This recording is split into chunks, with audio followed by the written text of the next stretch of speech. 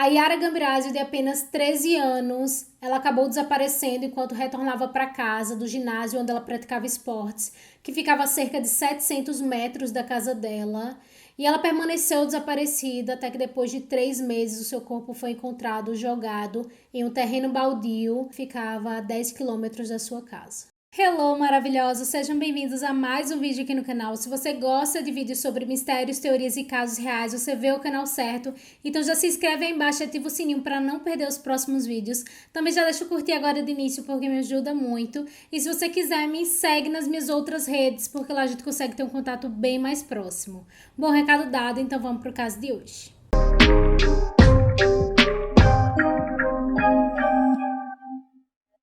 Yara Gambirásio nasceu em 21 de maio de 1997 e morava em Brembate di Sopra, que era uma pequena cidade italiana com cerca de 8.000 habitantes, que ficava a 1 hora de distância de Milão.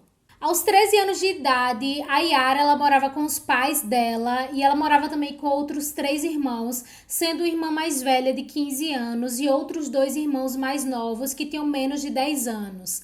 A Yara ela era uma menina assim muito alegre, ela era uma menina muito envolvida com esportes, inclusive ela praticava ginástica rítmica, então praticamente todos os dias ela estava no ginásio treinando, ela até fazia competições na época, e o ginásio era ali bem perto da casa dela, então ela praticamente ia todos os dias lá para fazer treinos com as colegas de turma, e realmente era um esporte que ela adorava. Então, na sexta-feira, 26 de novembro de 2010, era mais um dia comum. A Yara acordou cedo, foi para as aulas, em seguida ela foi para a aula dela de ginástica e durante ali as aulas acabou que o som que elas utilizavam com as músicas, né, as coreografias, acabou queimando. Então, como a Yara sabia que o pai dela tinha um som que poderia emprestar e ela morava ali bem próximo ao ginásio, era cerca de 700 metros ali da casa dela até o ginásio, então ela disse ao professor e às demais colegas que quando fosse na próxima aula, que seria no final da tarde, ela traria o som emprestado do pai dela, porque ela não queria que as amigas ficassem sem treinar, então ela disse que faria esse favor sem problema nenhum, já que ela morava ali pertinho. Ao chegar em casa naquele dia, a Yara já comentou com a mãe dela que o som tinha quebrado enquanto elas estavam em aula e ela tinha prometido que ia emprestar o som do pai dela, já que eles não estavam usando, e que iria levar esse som no final da tarde, que seria justamente o horário da próxima aula de ginástica. Naquele momento, a mãe da Yara não gostou muito da ideia, porque ela não gostava muito que a Yara ficasse andando, assim, principalmente ao anoitecer, sabe, pela cidade.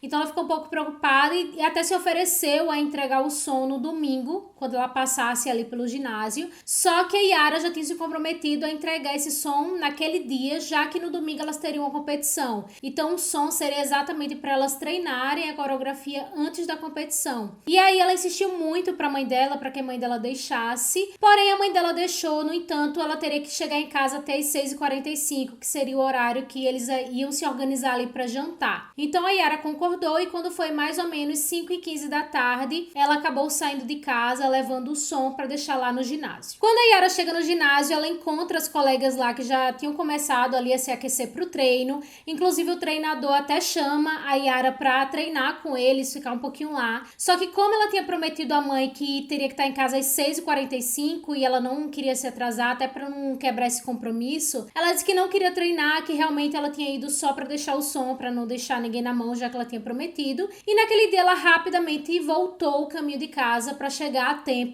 na hora de jantar. As horas foram se passando e os pais da Yara começaram a ficar preocupados porque a menina tinha prometido que voltaria cedo. Então os pais da Yara decidiram ligar para o celular dela, porém ela não atendeu nenhuma das ligações. Inclusive a mãe da Yara também liga para o ginásio para saber se ela ainda estava por lá e uma das professoras que atende disse que tinha visto sim a Yara naquele dia, porém ela tinha ido só para deixar o som. Inclusive ela não tinha nem participado da aula daquele dia, porque ela tinha até comentado, né, que tinha combinado com a mãe de volta cedo, por isso ela não ficaria na aula, e que ela teria saído ali do ginásio por volta de umas 6h30 da noite.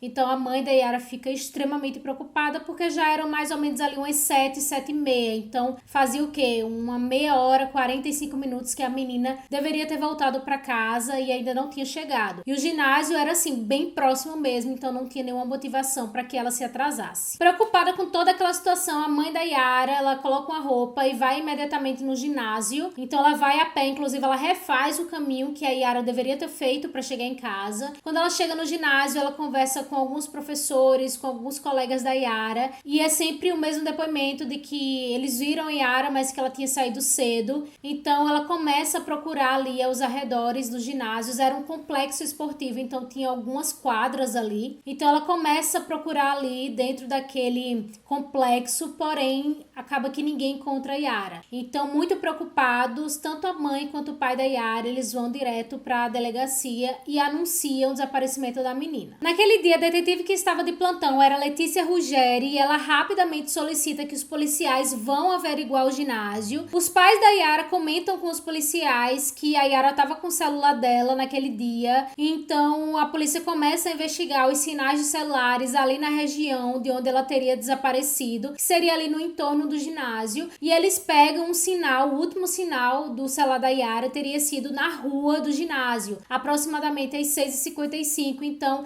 depois desse horário o sinal dela simplesmente desapareceu. Então o que eles sabiam é que ela teria passado ali na rua do ginásio a mais ou menos nesse horário às 6h55. Para ajudar nas buscas da menina, a detetive decidiu trazer cães farejadores, porém, como a cidade era um tanto pequena, esses cães demorariam um pouco para chegar na cidade. Nesse meio tempo, a polícia fez uma busca na casa dos pais da Yara, também realizaram entrevistas com todos os membros da família e também grampearam os telefones de todos os familiares para garantir que ninguém da família estivesse envolvido naquele caso. A primeira desconfiança da polícia é que a família estivesse envolvida no desaparecimento, porque era um caminho ali bem próximo entre o ginásio e a casa, então eles começaram a realmente ser incisivos ali na família, entrevistar todos, grampear todos os telefones.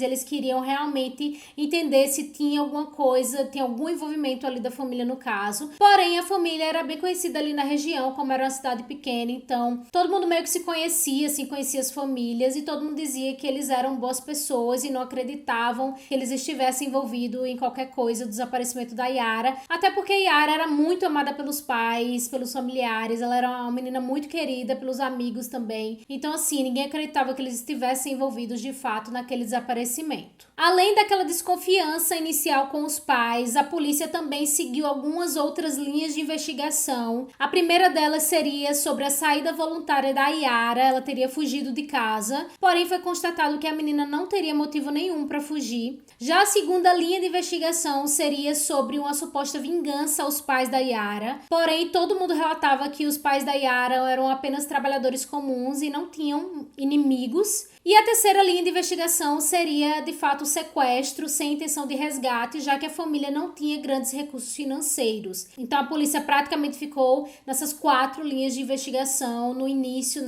daquela busca. Foi aqui quando os cachorros que foram solicitados para ajudar nas buscas da menina, eles chegaram e eles rapidamente levaram a polícia para um canteiro de obras que ficava em um vilarejo próximo chamado Mapelo e que ficava na direção contrária ao caminho da casa de Yara. Então a polícia rapidamente se deslocou para esse canteiro de obras, eles começaram a entrevistar todos os trabalhadores ali, inclusive a polícia grampeou o telefone de todos os trabalhadores para tentar identificar se tinha alguma conversa ali suspeita, e também paralelamente a isso, eles fizeram análise de todos os dispositivos que tiveram sinal registrado naquela região para identificar quem eram os proprietários desses celulares. Essa investigação estima-se que acabou identificando cerca de 15 mil pessoas que passaram ali na região, então a polícia acabou identificando todos eles e entrevistando a maioria deles, para tentar identificar se algum deles poderia ter relação com o desaparecimento. Inclusive, um desses aparelhos que tinha sido grampeado pela polícia era de um homem muçulmano chamado Mohamed Fikri, e dentre essas conversas que eles estavam monitorando, o Mohamed ele teria dito uma frase que acabou sendo suspeita para a polícia, que seria traduzida, entre aspas, como "Deus me perdoe, mas não a matei". Então a polícia achou muito estranha essa frase e acabou prendendo o Mohamed como o principal suspeito ali do caso. Quando a polícia prendeu o Mohamed, eles começaram a fazer uma investigação sobre a vida do rapaz. Inclusive, eles revistaram a van dele e acabaram descobrindo nessa revista um colchão que tinha sangue. Então, praticamente, a população ficou eufórica, acreditando que a polícia já tinha encontrado quem teria sido o responsável pelo desaparecimento da Yara. Porém, quando o Mohamed Mohamed ele foi contestado sobre a frase que a intérprete teria entendido ali da conversa dele. Ele disse que não tinha falado nada daquilo, então a polícia acabou solicitando a interpretação de outros intérpretes daquela frase e eles perceberam sim que na verdade tinha sido uma tradução equivocada, errada. O intérprete teria errado, né, entendido errado ali a frase, e o rapaz acabou sendo liberado, já que também aquele sangue que eles tinham encontrado no colchão não tinha nenhuma relação com o caso. Então ele foi colocado como um inocente ali naquele ponto, naquela investigação. Então a investigação seguiu nos dias seguintes, era uma investigação que acabou entrando rapidamente na mídia, porque era uma menina de apenas 13 anos, ela estava voltando para casa, então muitas pessoas se comoveram ali com a situação. Era uma cidade bem pequena, então tinham muitos policiais envolvidos, tinha cães farejadores, cerca de 300 voluntários, né, foram ali também para o processo de buscas. Então, assim, foi um caso que foi tornando, assim, de conhecimento nacional e praticamente estava todo mundo acompanhando o desdobramento ali daquela investigação. Até que na tarde de 26 de fevereiro de 2011, exatamente 3 meses depois do desaparecimento da Yara, um homem de meia idade chamado Hilário Scott, ele pilotava o seu avião controlado por rádio em uma área de mata desabitada em uma pequena cidade a 10 quilômetros do sul de Brembate de Sopra, até que ele avistou alguns trapos de roupa no chão. De início, ele não percebeu do que se tratava, até que ele viu os sapatos e percebeu que era um corpo. O corpo encontrado, ele estava num estado bem avançado de decomposição, então não era possível, de fato, num primeiro momento, identificar que era Yara. Porém, a polícia rapidamente constatou que as roupas que estavam naquele corpo batiam exatamente com a descrição que os pais da Yara teriam passado para a polícia a respeito das roupas que ela estava utilizando no dia que desapareceu. Além do corpo, a investigação também encontrou na cena do crime um iPod e as chaves da casa da Yara. Também encontraram o chip do celular da Yara e a bateria do telefone. Porém, o aparelho celular não estava com a menina. A autópsia foi então conduzida pela patologista forense mais famosa da Itália, que descobriu vestígios de cal nas vias respiratórias da Yara e a presença de juta, que é uma fibra vegetal usada para fazer corda em suas roupas. Além disso, a Yara não tinha indícios de agressão sexual, porém a menina teria sofrido vários ferimentos causados por uma arma afiada que perfurou as suas roupas em vários pontos. Parecia que ela tinha sido atacada e abandonada e provavelmente teria morrido de hipotermia, já que naquele dia do desaparecimento tinha nevado. Aquela presença de cal e de juta no corpo da menina indicou para a polícia que provavelmente o assassino ele era do ramo da construção, e também nessa autópsia foi encontrado um DNA na calça da menina e na calcinha dela. Então era um DNA que era referente a sangue, então provavelmente o assassino teria se ferido quando ele atacou a Yara, quando ela provavelmente se defendeu. Então eles começaram a bater esse DNA com os DNAs que eles já tinham no banco deles, né? Porém nenhum daqueles registros, né, que eles tinham dava match com aquele DNA encontrado. Como a polícia de fato só tinha o DNA para começar a investigação de fato, então eles pensaram em uma estratégia de colher o máximo de DNA possível de pessoas que fossem voluntárias, claro, a entregar o material genético. Então a ideia deles era que eles conseguissem atingir o máximo de pessoas voluntárias para que eles pudessem encontrar algum DNA que tivesse algum match ou total ou parcial do verdadeiro assassino. Então praticamente foi uma investigação que assim se tornou enorme, gigantesca, que gastou muito dinheiro. Então a mídia estava muito em cima, porque essa análise de DNA ela é lenta. Então a polícia começou a colher DNA de amigos, de familiares, de conhecidos, praticamente intimou todo mundo a disponibilizar o DNA, claro que no final das contas de forma voluntária, mas muita gente que estava comovida ali com a história acabou entregando o DNA para tentar ajudar nessa investigação. Após o corpo ter sido encontrado, o funeral da Yara aconteceu no final de maio de 2011 e a cerimônia aconteceu no pavilhão desportivo, que era um dos lugares preferidos da Yara, e contou com a participação de uma grande multidão que assistiu ao funeral em um telão e ouviu as condolências de Jorge Napolitano, que era o presidente da época. Naquela altura ali das investigações, a polícia já tinha milhares de DNAs captados de pessoas que se voluntariaram para entregar esse DNA para ajudar nas pesquisas e na investigação. Porém, até então, eles ainda não tinham nenhuma pista de quem de fato tinha tirado a vida da Yara. A polícia também realizou uma investigação em uma área ao redor do matagal onde o corpo da Yara foi encontrado e eles chegaram a uma boate chamada Sabe Mobile, que em tradução ficaria Areia Movediça.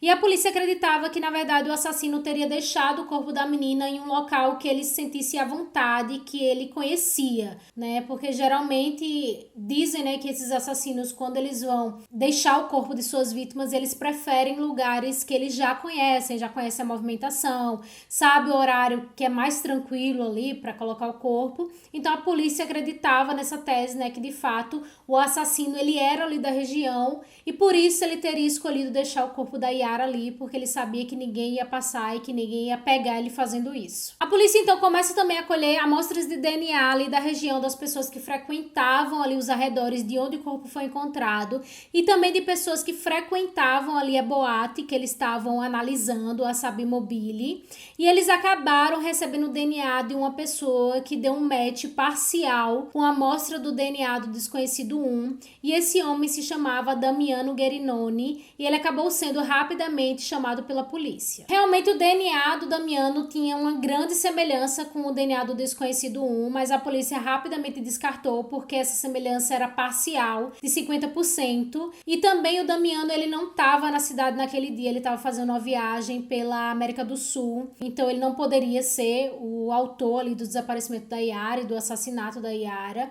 mas a polícia acreditava que provavelmente o Damiano seria parente do desconhecido 1. Então eles começaram a tentar entender qual era a dinâmica familiar ali do Damiano para tentar entender quem poderia ser esse assassino. Durante as investigações sobre a família do Damiano, a polícia descobriu que a mãe do Damiano, a Aurora Zani, ela teria trabalhado há 10 anos como empregada doméstica para a família Gambirasio e ela morava perto, ia na casa da Yara 2 vezes por semana durante a infância da menina. Então a polícia começou a interceptar essas conversas do Damiano e da Aurora, mas depois de alguns meses eles concluíram que era apenas uma coincidência, já que eles não tinham encontrado nenhuma evidência que envolvesse a Aurora no caso. Apesar dessa coincidência, o Damiano ainda tinha aquela compatibilidade com o DNA do desconhecido 1, então eles seguiam ainda nessa linha de pesquisa de que de fato ele era parente do assassino do caso. Então a polícia continuou as investigações tentando encontrar a árvore genealógica para tentar identificar quem seria esse assassino ali que estava na família ali do Damiano. E durante essa época, a Letícia, detetive, ela começou a ser acusada severamente pelos outros policiais, pela mídia, como sendo uma detetive que não resolve casos.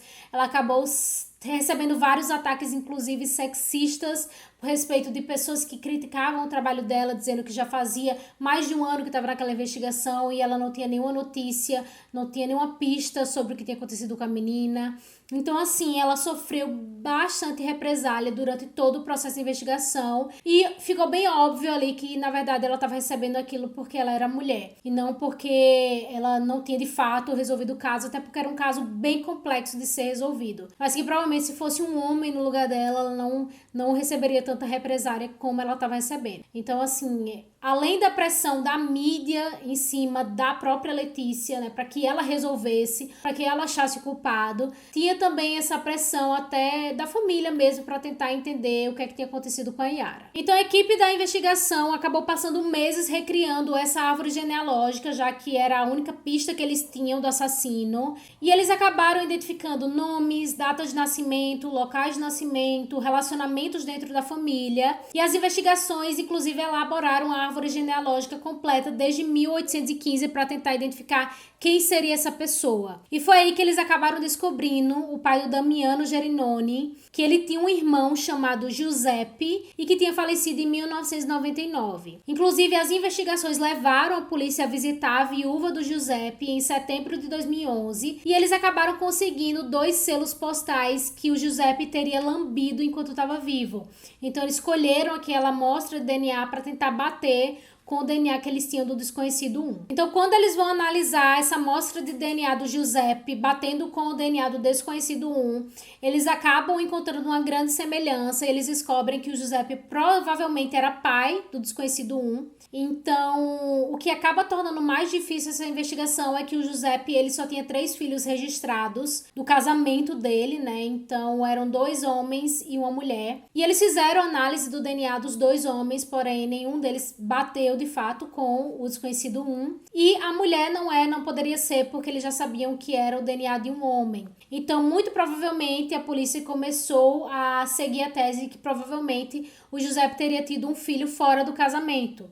Então, seria um filho que não seria registrado pela sociedade no nome dele, então acabou ficando um pouco mais difícil encontrar essa pessoa que seria o assassino. Então, para poder tentar chegar um pouco mais próximo desse assassino, a polícia começou a tentar coletar DNA de mulheres que moravam ali na região, porque como eles não poderiam contar com o pai, nem encontrar o pai já que ele estava falecido, eles queriam de fato encontrar a mãe, para tentar saber quem seria a mãe do suposto assassino. Então eles começaram a coletar o DNA apenas de mulheres e acabou gerando um climão ali nas cidades ali vizinhas de onde a Yara sumiu, porque como eram cidades pequenas, ninguém entendia porque a polícia estava tentando encontrar um assassino, mas queria o DNA de mulheres. Então acabou gerando um climão, até que por volta de 2013 ali, mais ou menos 2 anos depois dessa busca incessante atrás da mãe do suposto assassino, a mídia acaba divulgando que, na verdade, o Giuseppe ele teria tido um filho fora do casamento e, por causa disso, eles estavam tentando encontrar a mãe desse suposto aí filho bastardo, né? Então, por isso, eles estavam coletando DNA apenas de mulheres. E aí, como era uma cidade muito pequena, a fofoca correu solta e àquela altura todo mundo já queria saber quem seria essa tal mulher que teria tido esse filho aí fora do casamento junto com o Giuseppe. Como a própria população queria também identificar esse mistério, quem era essa mulher que teria tido esse filho fora do casamento com o Giuseppe, então a polícia começou a receber diversas cartas anônimas de pessoas contando as suas histórias, contando histórias de outras pessoas, infidelidades inclusive. Então, assim, a polícia foi bombardeada de pessoas que estavam contando a história de outras pessoas, até que nesse processo eles encontram o nome de uma mulher chamada Esther Azouf, que teria sido supostamente vizinha do Giuseppe no ano de 1960. Ao verificar a amostra do DNA da Esther, eles percebem que a mulher já tinha disponibilizado o seu DNA para a polícia em julho de 2012, mas o geneticista teria cometido um erro comparando o DNA dela com o da Yara e não com o desconhecido 1. Então, ao fazer essa comparação novamente, agora com o DNA correto, eles concluíram que a Esther era sim a mãe do assassino. A Esther teria dado à luz a gêmeos em 1970, sendo um menino e uma menina, e o menino se chamava Máximo Giuseppe Bossetti. O Máximo, na época, já tinha 42 anos, ele era construtor, era casado, tinha 3 filhos e morava em Mapelo, que é o vilarejo próximo à cidade da Yara. Naquele momento, a polícia já sabia que o Máximo era o assassino da Yara, porém a polícia não tinha evidências concretas para acusá-lo. Então eles começaram, de fato, a fazer uma investigação bem profunda sobre a vida do Máximo, o que é que ele fazia, como era a rotina dele, o que ele tinha feito nos dias em que a Yara sumiu, né? No dia que a Yara sumiu e nos dias posteriores. Então eles fizeram, de fato, uma investigação bem profunda sobre a vida do Máximo. Foi aí que em 15 de junho de 2014, a polícia montou um bloqueio falso para motoristas com bafômetro e quando os policiais pararam o Máximo Bossetti e fingiram que a máquina não tinha funcionado da primeira vez para que eles pudessem obter 2 boas amostras. Então o DNA do bafômetro foi imediatamente enviado para os testes noturnos e o resultado mostrou que era sim uma correspondência exata do DNA do Máximo com o DNA do desconhecido 1. Ao investigar mais a vida do Máximo, a polícia descobriu diversas outras evidências, como o fato do Máximo estar frequentemente em uma pizzaria que ficava no final da rua em que a Yara morava, além de fazer bronzeamento artificial em uma loja de bronzeamento que ficava próxima da casa onde a Yara morava, e também de pesquisas na internet que demonstravam o interesse do Máximo em meninas mais novas. Uma outra prova cabal que a polícia utilizou ali para acusar o Máximo é que no sinal do celular deles, eles acabaram analisando que teria tido um registro de sinal no dia do desaparecimento da Yara em Brebate di Sopra, que é a cidade em que a Yara desapareceu. Então esse sinal teria sido por volta das 5h45 da tarde e esse sinal teria sido desligado, então o celular teria sido desligado e só teria sido religado no outro dia, aproximadamente às 7h30 da manhã. Então ele estava na cidade em que a Yara sumiu, na cidade da Yara, e ele teria desligado o celular dele por algum motivo que a polícia acreditava que seria exatamente esse período em que ele estava observando a Yara e teria sequestrado a garota quando ela retornava para casa. Então a polícia utilizou nessa prova aí para poder também incriminar o Máximo. A polícia acredita que, na verdade, o Máximo ele já tinha ciência da Yara, então muito provavelmente ele já acompanhava a rotina da garota, ele já conhecia ela de alguma maneira, até as próprias atividades que ele fazia ali na região, bem próxima de onde a Yara morava. Então a polícia entende que provavelmente ele já conhecia ali a rotina da menina e aproveitou naquele dia que ela estava sozinha, voltando sozinha para casa, para abordar a menina e oferecer uma carona, muito provavelmente dizendo que conhecia os pais, enfim, tentou ludibriar ali a Yara. A Yara, infelizmente, acabou acreditando, então entrou na van do Máximo e ele teria levado a menina para aquele campo onde ele queria, de fato, né, fazer a maldade com ela, que seria o abuso sexual. Então a polícia acredita que a intenção real era, de fato, do abuso sexual, mas provavelmente naquele processo a Yara teria se defendido e ele teria desferido vários golpes na menina. Então, naquele momento, muito provavelmente ele ficou nervoso porque a menina começou a sangrar muito e ele acabou desistindo ali do ato e acabou deixando a menina ferida naquele campo desconhecido, sozinha na escuridão, porque já era noite, e ela acabou morrendo de hipotermia. Então, os machucados que ela recebeu não eram profundos suficientes para causar a morte, porém não eram superficiais o suficiente para que ela conseguisse sair ali daquela situação. Então, provavelmente ela teria morrido ali agonizando no frio. Então, o Máximo acabou sendo preso e julgado por essa requinte também de maldade com a menina indefesa. O Máximo Bossetti se diz inocente de todas as acusações até hoje e os seus advogados contestam as provas do DNA, alegando que o DNA indica apenas a presença e não a responsabilidade do fato. Porém, para a detetive Letícia Ruggieri, a prisão do Máximo foi a recompensa de quase 4 anos de trabalho investigativo obstinado, mesmo tendo que suportar uma enxurrada de críticas por uma suposta incompetência e demora na resolução do crime. Então, no dia 1º de julho de 2016, o Máximo Giuseppe Bossetti ele foi condenado à prisão perpétua pelo assassinato da pequena Yara Gambirasio, de 13 anos, pelo Tribunal de Bérgamo. Em novembro de 2019, os advogados do Máximo eles solicitaram a revisão dessa análise de DNA e em março de 2021 essa revisão ela foi negada pelo fato de não existir mais esse DNA para ser reanalisado. Inclusive, a inexistência desse DNA para ser revisitado, reanalisado, acabou gerando para Letícia, em dezembro de 2022, um processo contra ela, né? A defesa do Máximo processou ela justamente pelo sentido de não ter mais esse DNA para fazer uma reanálise e acusou ela de fraude processual e desorientação. Então, ela segue, né, com esse processo em andamento e até hoje o Máximo ele se alega como sendo inocente. Bom, esse foi o caso de hoje. Se você já conhecia esse caso, comenta aí embaixo ou comenta algum caso que você gostaria de ver aqui no canal. Também já deixa o like se você não deixou no decorrer do vídeo. Se inscreve no canal para não perder os próximos conteúdos, os próximos vídeos. Também, se você quiser, me segue nas outras redes, porque lá a gente consegue ter um contato bem mais próximo. Bom, é isso. Eu te espero no próximo caso.